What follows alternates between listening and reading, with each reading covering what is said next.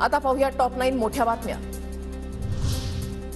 नवी मुंबई शौचालय घोटाळा प्रकरणी फळ बाजाराचे माजी संचालक संजय पानसरेंना अटक। अटकेमुळे इतर संचालकांवर अटकेची टांगती तलवार।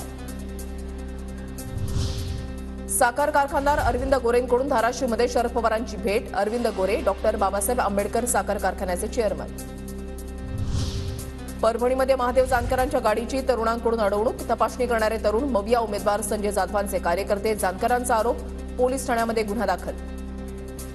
आपल्या माध्यमातून सांगतो की लोकशाही मार्गाने इलेक्शन व्हावं। मी बरीच इलेक्शन पाहिले ती केले ती या देशभर मी फिरतोय, तर हे योग्य नाही।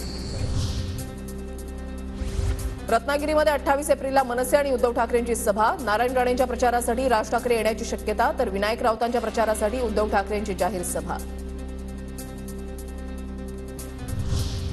लोकसभा निवडणुकीच्या पार्श्वभूमीवर सांगलीमध्ये काँग्रेसच्या कार्यकर्त्यांचा मेळावा। मेळाव्याला नाना पटोले, पृथ्वीराज चव्हाण आणि बाळासाहेब थोरात उपस्थित राहणार। बंडखोरीनंतर विशाल पाटलांवर काय कारवाई होणार याकडे लक्ष। शरद पवारांची आज राहुरीमध्ये सभा। निलेश लंकेंच्या प्रचारासाठी शरद पवारांची सभा।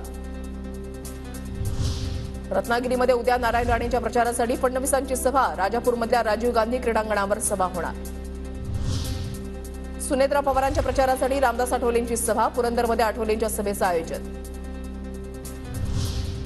2 लाख मतांनी अनंत गीतेंचा पराभव होणार, सुनील तटकरेंचा दावा। लोकांचा उत्साह वाढवण्यासाठी गीते बकासूर सारखे शब्द वापरतात। तटकरेंची अनंत गीतेंवर टीका। मताच्या फरकाने ते हरणार आहे।